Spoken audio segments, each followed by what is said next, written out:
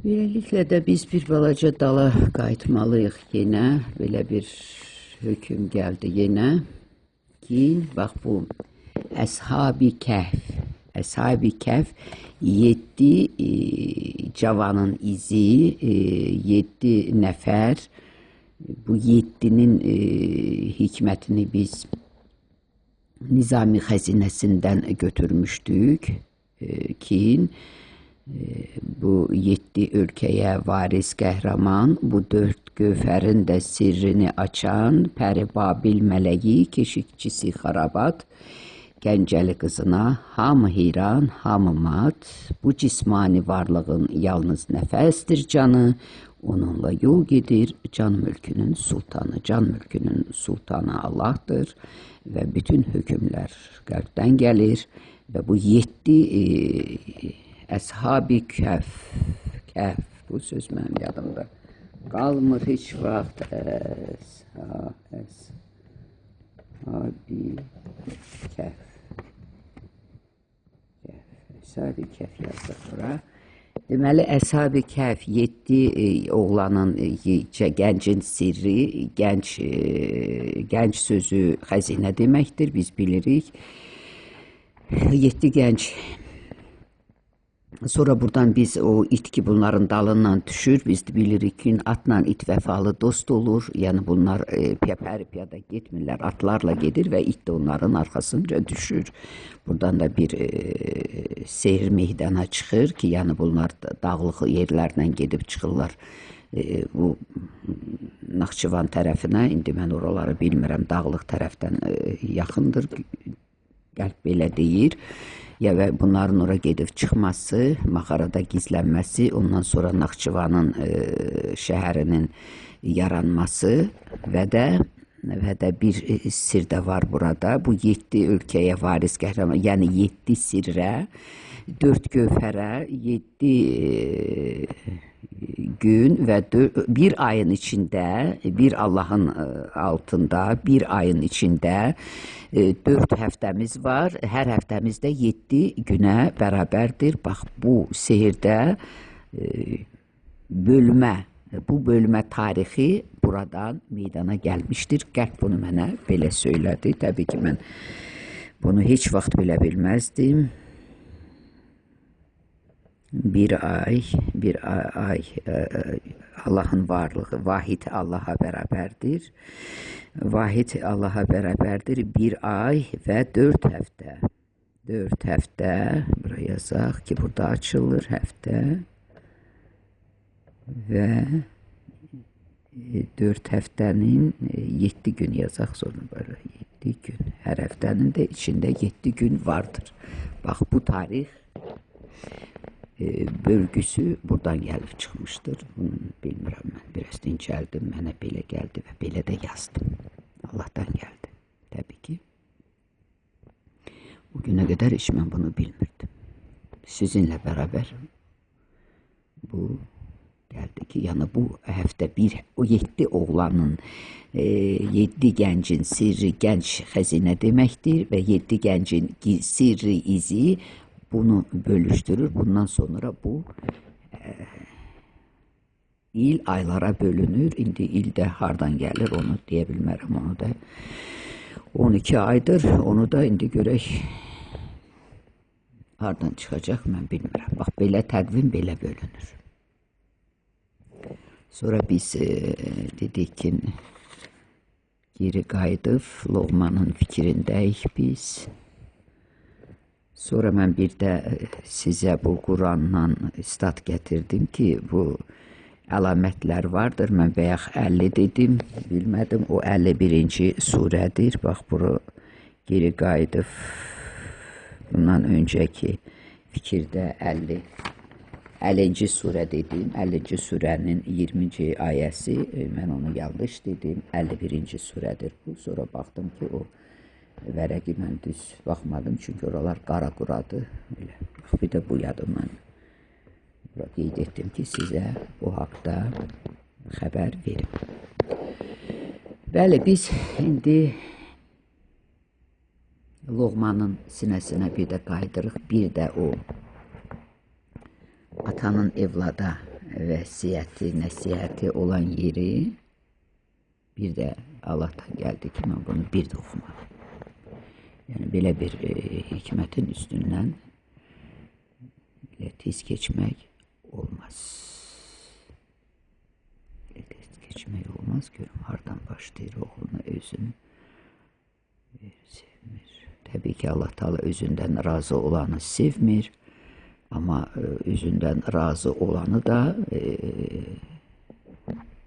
hərəkətə gətirən özüdür. Onu qınamaq olmaz. Biz sadəcə belə insanlara Allah'ın əmriyle artık hak dünyasına gedir deyə bunu anlatmalıyıq ki, özlərini yığıştırsınlar. Mən dedim ki, sizə elə biri bizim ocaqdadır, öz qardaşımın evladıdır. Belə baxırsan kimdir? Adi insandır, amma elə oturur, elə durur, elə danışır ki, elə bir genə ki, vəzir Allah verdi şahın nəvəsidir. İradə Tuncay da belədir. Atası onun, yenə də heç olmasa onun atası Məmməd Arazdır, bunun babası amma Peyğəmbər nəslidir. Yəni, onunla mı öyünür, nəylə mi öyünür, özünlə mi öyünür? Xülasə ki, həyatda deyil, işdə deyil, əməldə deyil, sadəcə öz-özünə elə bərk edir. İradə Tuncay da bərk edir, bərk danışır. Allah belə şeyi sevmir. İndi mən ikisini, birini Facebook'tan tanış olduğum insandan seçtim, birini öz aləmdən seçtim. Siz də bunu öz həyatınızda, özünüzdə mi, evladınızda mı, qohum qardaşda mı, qonşuda mı seçin ki, bax, belə insanlar varsa düzdür. O insanları da hərəkətə gətirən Allah'tır. Amma ağıl yoxdur ki, insan dərk etsin ki, bunu etmək olar, olmaz. Bax, bu təbliğ məktəblərdə belə keçirilməlidir.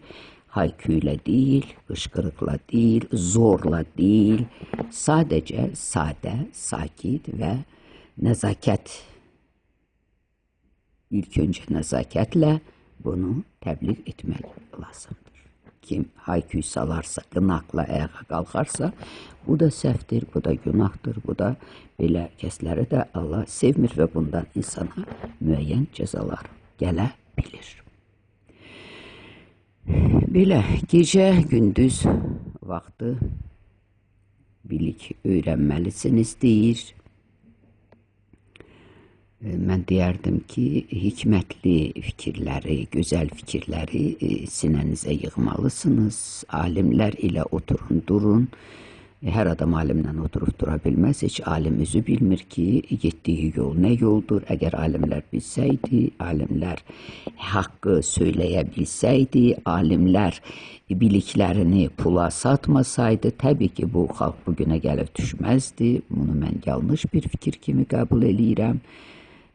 Qəlbim bunu da təsdiq edir. Yəni, insan kim olur olsun, hər kəslə oturub durmalıdır, hər kəsə hörmət bəsləməlidir. Hörmət gözləmədən hörmət edilməlidir ki, qarşısındakı da o hörmətə baxıb ondan ibrət götürsün. Yoxsa ki, sən alimlə oturdur, amma adi insana dəyər vermə, bax, bunun özü ən böyük günahdır və səhvdir. Bu fikri mən qəbul etmədim, Allah da qəbul etmədi. Hörmət gözləməyin. Hörməti edin ki, onun bəhrəsini dərə biləsiniz. Quru-quru hörmət gözləmək o ağılsızlıqdır. O alimlər indi bunu gözləyir. 99% belədir. Böyük insanlar hamısı oturub gözləyir ki, ona hörmət edilsin. Amma belə deyil. Bu belə deyil. Hörmət hər adam qarşılıq gözləmədən etməlidir ki, kim nə əkir onu biçir, yaxşılığa keçirsən, hörmətə keçəcəksən, hörmətli olacaqsan, əkməyəcəksən, 100 onu sən o işdən ayrılanda və yaxud o sənin sima paltarın əynindən düşəndə sən kim olduğun seramını ortaya çıxacaqdır. Bax, bu deməkdir. Yersiz mübahisələrdən, inatkarlıqdan çəkin. Yəni, bir şeyi mən bilirəm deyib, onun ardınca getməyin, çünki heç kim işdat bilmir. Heç kim özünə məxsus deyil. Hər kəsdə hər şeyi təyin edən Rəbdir. Bu da sənin sınağındır. Yersiz ortaya düşürsən, özün üçün nə bilim dastan yaradırsan, özün üçün Quran yaradırsan, özün üçün din yolu açırsan. Bunlar hamısı yanlışdır. Elə elmdə də elmi zorla bir uşağa ki Allah Taala'dan mən məsəl üçün körpəliyimi deyək, gəncliyimi deyək, yeni yetməliyimi deyək, uşaqlıq yaşlarımı deyək. Mən heç vaxt elmə həvəsim olmadı.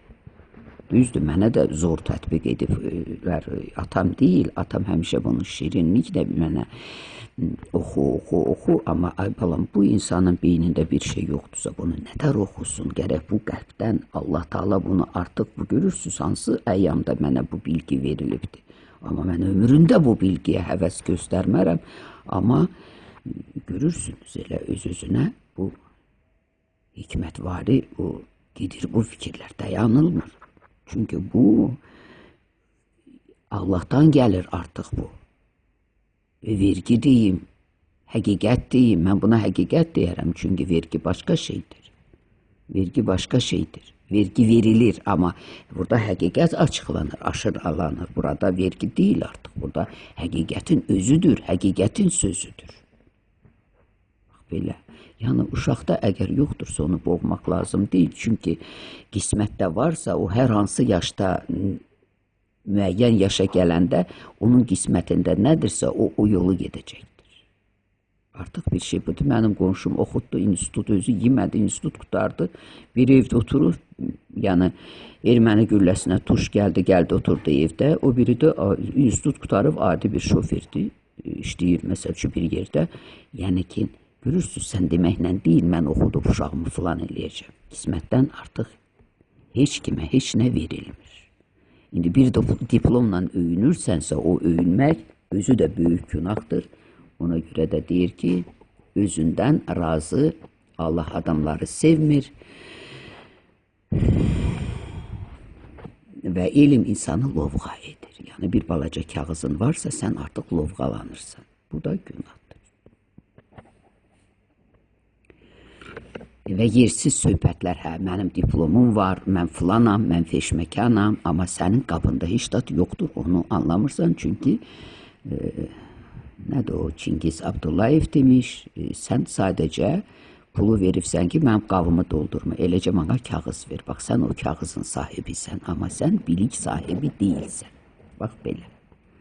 Çünki elm elə bir xəzinədir ki, Allah yolunda ondan heç kəsə ehsan verilmir, bunu Allahın Peyğəmbərin kəlamlarında buyurur və də əgər elm olsaydı, niyə insanlar biri-birini ölümə təslim edirlər? Elm varsa bu ölüm olmamalıdır. Olmalıdır zamanında. O, deyir, cavanlığını deyir, bitirib qocalığını yetirəndən sonra. Bax belə. Ulu Tanrı ya gecə-gündüz vaxtını bunu dedik, öyrənməklə, alimlərlə, onlarla söhbət edən zaman yersiz mübahisə, inatkarlıq lazım deyil. Yəni burada baxırsan, oradan bir söz deyir, bu buradan bir söz deyir. Hər kəs müəllimdir, hər kəs mən deyəndi deyir. Bu da günahdır, bu da səhvdir. Yığdığın qızıl, gümüş qədər də bilik və möminlik qazan. Yığdığın qızıl və bu varlara işarədir. Yəni, möminlik demək deyil, bu iman qazan. Yəni, iman sahibi ol. O var dövlət yığmaqla deyil. O, əgər sənin imanınla bərabər deyilsə yığdığın var dövlətin, bəli, o var dövlət sənə zərər gətirəcəkdir. Biz dedik ki, Davud 120 yaş yaşadı, elə deyilmi? Davud idi, səhv eləmirəmsə. Şöyle buna bir de bakın. 120 yaş kim yaşadı burada?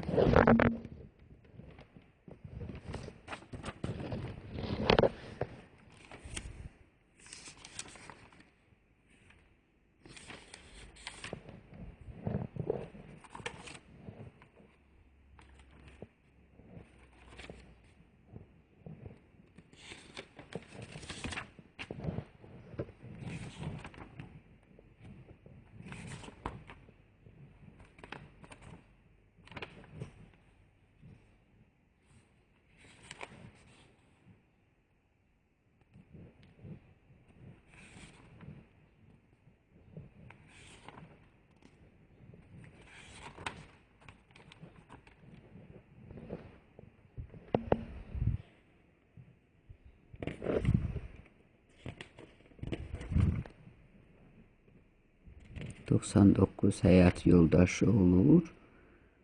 40 yaşında peyğəmbərlik gəlir. 120 yaş, Süleyman 120 il yaşayır. Süleyman, Davud peyğəmbər 120 il yaşayır buradadır, bəli. 120 il yaşayır. İnsan 120 il yaşaya bilirsə, deməli onun ömrünü gödək edən, məsələn, biz elə öz ulu öndərimizi götürək, 13-cü imamımızı götürək. Nədən o 80 yaşında tələf oldu? Olsun ki, onun da imanında zəiflik var idi ki, təbii ki, imamdır, peyğəmbərdir, bunların hamısında səhv olub. Hamısında səhv olub, elə onda da olub. Yəni, əgər bu faktdır, indi həyatda da bu dəqiqə 120 yaşında insanlar var ki, yaşayırlar. Mən 115 yaşında, 115 yaşında Gürcistanın Marnauli rayonunun, Bolnisi rayonunun Cəfərli kəndində mən yeniyetmə qız idim, qonaq idim orada. Az arabasının, eşek arabasıydı deyəsən, hatta değildi. Üstündə 115 yaşında bir kişinin ot alav yığıb apardığının canlı şahidiyəm. Hələ onun şəkili bəlkə də mən axtarsam, onun şəklini də çəkmişdim. Mən onu tapıb göstərəcəyəm ki, yəni insan, çox gümrah bir insan idi. Adı yadımda deyil təbii ki. Bax, mən o yeniyetmə qız idim. Mən o kəndə qonaq aparmışdılar. Mən çox istəyirdim kənd həyatını görüm. Oradan bizim anam tərəfindən qohumlar var idi, gəlmişdilər və mən çox xahiş elədim ki, anam icazə versin, mən gedim kənd görüm. Bax, o zaman mən 115 yaşında kişini şeyh arabasının üstündə, iş başında, yəni hər axşam o dönüb qayıtdığını onların qapısından keçirdi. Mən şahid idim, hətta bir dəfə mən onun şəklini də çəkdim və insan əgər 115, 120, bəlkə də 130, bəlkə də 110, 100 yaşına yaşaya bilərsə, nədən Heydər Əliyev tez öldü, onun qızılı gümüşü ona, onun var dövləti, bütün hər şey onların əlindədir, ona yardım etmədi. Deməli, imanda ləkə var idi ki, o var dövlət ona yardım etmədi. Ona görə əgər var dövlət olsun, kim deyir ki olmasın, bu halal olsun. Odur ki deyir, söhbət etdi, yersiz mübahisələr, inatkarlıq etdi, yığdığın qızıl gümüş, yəni var dövlət qədər də burada möminlik yazır, amma mən deyərəm ki, o varın dövlətin qədər sənin imanın olmalıdır. Əgər imanın varsa, bu ömür uzun ola bilər. Yox, iman sənin var dövlətindən tərəzidə bərabər gəlmirsə, onun çəkisi aşağı durursa, deməli, sənin imanın ləkəlidir və səhvin var. Bunu insan dərk etməlidir ki, əgər məsələ, yəni mən yarımçıq ömürdür, 80 yaş nədir, hələ 90 yaşında Zəkəriyə Allah Taala evlad verir. Yəhyanı verir 90 yaşında, bu faktdır, bu yalan deyil. Yəni Allah istədiyi işi görəndir. Yoxdan bizi var edən onu da edər və ömrü də uzun edər. Ömrü gödək edən ən böyük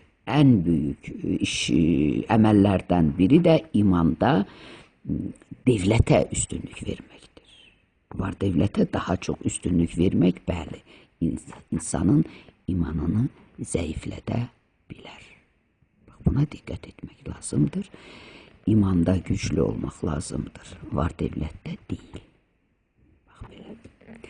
Ulu Tanrıya imanın az olan və onun ruzisinə inanmayan kəs ömrünün bu 3 anını gözü önünə gətirməlidir. Yəni imanı zəiflər, yəni İnsanlar var ki, deyir ki, bunu mən özüm qazandım, mən ağlında yoxdur, sən filan şeyi filan ilə get qazan, nə düşmürsən, sən deyir bu Allahın dalından. Mənə çoxları deyiblər bunu. Çox insanlar belə gözümün işığı da deyib, yəni öz canım ciyarım da deyib ki, bala yer yedişinin gücünün dalından, nə düşürsən sən bu Allahın dalından. Bunu deyənlər də çoxdur, həyatda belə insanlar. 99%'dir. 99% insan yalnız ruzu dalından qaçır və elə bilir ki, onu özü qazanır, özü tapır, özü əldə gətirir, amma bu belə deyil. Hər kəsin ruzu sürəbdən gəlir və odur ki, biz bu fikri Allah Teala bir də döndərdi ki, bunu biraz geniş şəkildə izah edim ki, insanlarda, oyanışda bu sözlər yara gəlsin, yararlı olsun. Bəli, bu 3 an nədir? Bəyək dedik, indi daha dərindən bunu izah edəcəyik.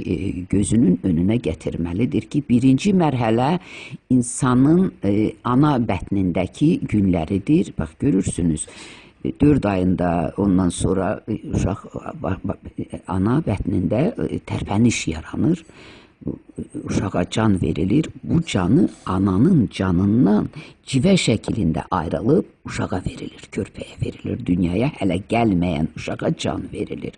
Bu can ana bətnindən, ananın canından ayrılır. Ona görə də ana müqəddəs sayılır, yaradan sayılır, dünyanın anası sayılır və cənnət anaların ayağı altındadır. Bax, buradan doğulur bu söz. Bu söz buradan doğulur ki, ana öz canından bir parça canı ayırır, civə şəklində. Biz bu sehri Nizaminin Sirlər Xəzinəsindən götürmüşük. Səxavət çeşməsindən əli civə səbəbdir. Bir yerə yığmaq olmaz, bəli, civə səbəbdir. Yəni, Allahın nuru civə şəklində parçalanır, insanların ruhuna, canına çevrilir. O da yalnız ana vasitəsilə edilir. Bunu ana edə bilir.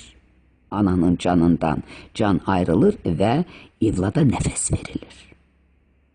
Bax, bunun sehri buradan irəli gəlir və birinci deməli ana bətnində ki günlər, yəni səni gör ana necə də can verib, canından sənə can verib.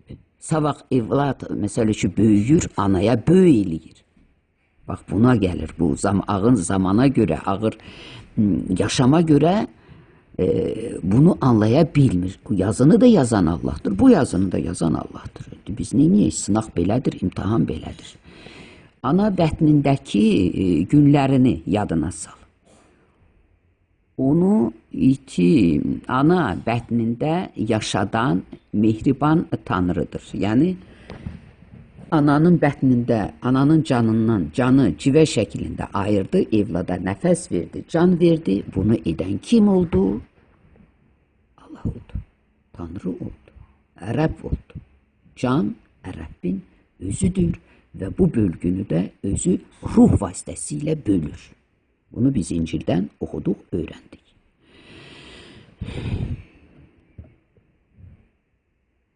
İkincisi,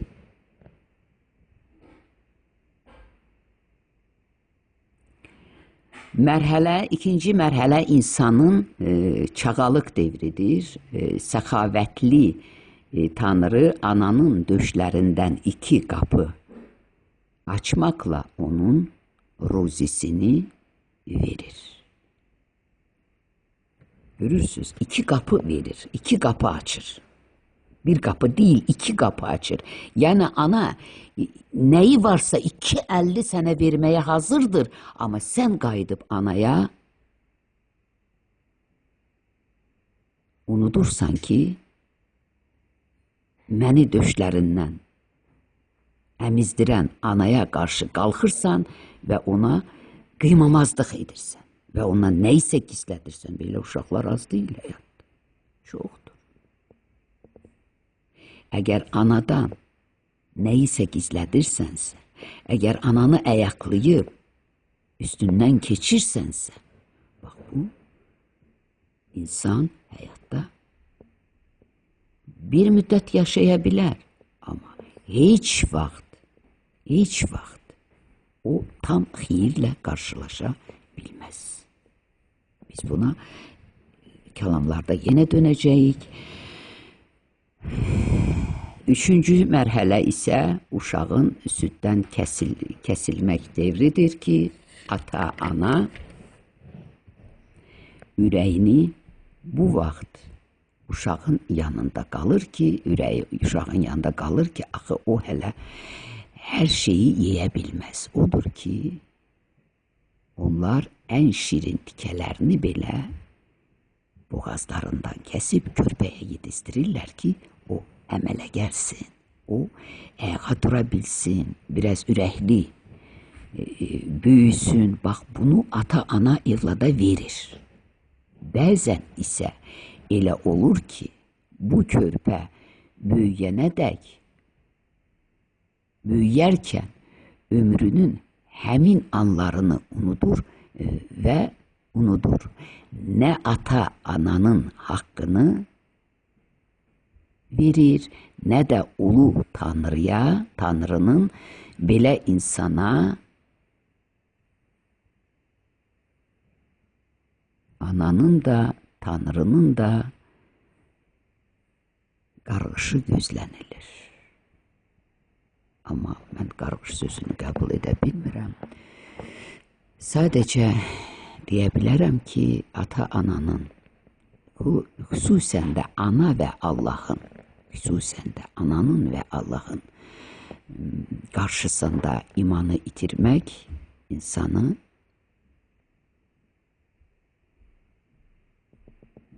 qarşısında çətinliklər gözləyir. Bu belə deyim. Çətinliklər gözləyir. Onlar daima müdam çətinliklər içərisində yaşayırlar və deyirlər ki, mənə nə olub, itmə əsniyib, amma düşünmürlər ki, onlar anaya qarşı çıxdılar və anaya qarşı, ataya qarşı çıxmaqdır. Ataya qarşı, Allaha qarşı çıxmaqdır. Bax, bu üç cəm biri-birində təkdir. Üç cəm biri-birində vahid Allaha rəmzində ata-ana idarə edən Allahdır. Bax, belə. Hər kəs idarə edən Allahdır, amma onların həyatda, necə deyim sizə, rolu böyükdür. Ata-ananın rolu böyükdür, Tanrı qədərdir. Bax, belə. Əziz evladım, bir xeyirxah iş gördükdə təəccüblənmə və onunla fəxr etmə. Tez özündən çıxma, işində təmkinlə çalış, səbirli və dözümlü ol. Yəni bir iş görəndə deyirsən ki, görsə özündən çıxıb fəxr edir. Mənim filan kəsim filan oldu, mənim oğlum belə oldu, mənim qızım belə oldu, diplom sahibi oldu, filan sahibi. Bu fəxrlər Allahdan qabağa önə keçməkdir. Elə bil Allah unudulur və bütün fəxrlər evlada deyilir. Və yaxud özünə deyilir ki, mən belə elədim, mən filan oldum. Elə bilsən, hər an özünü Allahdan öndə qoyursan, bu da günah sayılır. Təmkinlə çalış, səbirli və dözümlü ol, dostların yolunda hər cür əziyyətə qatlaş, hamı ilə xoş rəftar ol, heç kimin paxıllığını çəkmə. Qaşqabaqlı gəzib dolanma. Bu mən deyirəm, mənim qonşumun qapısına açanda hər dəfə mən onun tək-tək halda mən onun üzünü gülərəm, elə qaşqabağı məni həmişə sıxıb ki, deyirəm, ay bala bir eynini aç, sana bircə kəlmə söz deyəcəm. Bax, görürsünüz, kitabda da var ki, qaşqabaqlı gəzmək olmaz, amma mən onu qınamıram, qabaqlar çox qınamışam, səhv etmişəm, amma indi heç qınamıram, bu da bir sınaqdır. Qaşqabaqlı, sənin qarşına biri gəlib bir söz demək istəyirsə, sənin qaşqabaqlı dolanmağın bu artıq nəzakətsizlikdir, Allaha xoş gəlməyən bir əlamətdir. Bax, bu ona istinad edir. Bir çətinliyə düşəndə özünü toxtaq tut. Yəni, sınaq hər kəsin başında var, çətinlikdir. Bu vahiməli bir şey deyil. Allah Teala insanı sınağa çəkirsə, bu şükürlə qəbul edilməlidir. Bu ona toxtaqlıq ona istinad edir. Əgər istəyirsən ki, ömrün şərəfli olsun, cəmaatın malına tamah gözü ilə baxma. Şərəflilik bundandır. O günü oğlanla danışır, o Ramil Tural'la oğlan deyir, sən nüfuzlu, şərəfli bir insan haqqında, yəni Ramil Yusibov əgər o şərəfli insandırsa, niyə ona o şərəfsiz adı deyil? Deməli, şərəfsizlik bunda var ki, o uşaq o qədər onlardan çəkib ki, hətta evini, ailəsini belə nə qədər sevsə də qoyub qaçıb ki, bunlar budur. Bunu söylesin. O insan hakkı söyleyip onun içinde xəbərçilik yoktu. Bir var xəbərçilik, bir var xəbər. O insan xəbəri verirdi ama Ayanis xəbərçilik edir. Ona göre de cezalarını çekirler, çekecekler. Onu da size öyle burada diyeyim ki Leman Eşref kızı Ayanis'in jurnalistikası müxbiri nədir bu kız məni blok edibdir. Yolun açık olsun, həmişə uğurlar içerisinde ol. Çünkü ben ona acı həqiqəti lobuna demiştim. Ona göre de məni blok etdi. Bak bunu dünən bildim akşam. O mövzuya qayıdacağam. Yadda saxla ki, peyğəmbərlər və Ulu Tanrının sadiq bəndələri bu yolla şərəf taxtında yer tutmuşlar. Yaxşılığa layiq olanların öz yardımlarını əsirgəmə. Yaxşılığa layiq olanlardan öz yaxşılığını əsirgəmə. Mən sizə deyərdim ki, elə yaxşılığa layiq olan da olmayandan da öz yaxşılığını insan əsirgəməz. Yaxşılıq əkən yaxşılıq biçəcək, pislik əkən pislik. Bax, bu qanuna əsasən sən yaxşılığında ol. At Allahın ətəyinə. Ulu Tanrıya itayətdən çəkinmə. Yadında saxla ki, onun yolunda alçalmaq, günaha batmaqla ucalmaqdan yaxşıdır. Bu gözəl sözdür. Mən həmişə bu sözü sevmişəm. Həqiqət naminə alçalmaq, pisliklə ucalmaqdan yaxşıdır. Dostluq etmək istədiyin adamı əvvəlcə sınamaq üçün incit. Həmin anda onu insaflı görsən, özünə dost seçərsən. Mən də sevdiyim Leman idi, onu incitdim. Ama gördünüz ki, o vəfasız çıxdı və məni blok etdi. Mən o qızı çox sevirəm, yenə də sevirəm. Əks halda ondan uzaq ol. Elə uzaq olmaq məsləhətdirsə, hələ ki uzaqıq. Ama yenə də mənim ona sevgim böyükdür. Bax belə. Bir gün Loğmanın şagirdlərindən biri ondan soruşdu. Usta, sənin hikmətinin canı kökündədir. Loğman ona belə cavab verdi. Ulu Tanrının öhdəsində olan işləri özümə rəva bilmirəm. Öz öhdəmə qoyulan işlərin icarəsində isə süstlüyə və saymamazlığa yol verirəm. Ulu Tanrının öhdəsində olan işlərə özümü rəva bilmirəm, bəli, özünü Allaha şərik etmir, öz öhdəsində qoyulan işlərin icrasında isə süstlüyə və saymamazlığa yol vermirəm. Bəli, acı həqiqəti demək lazımdır.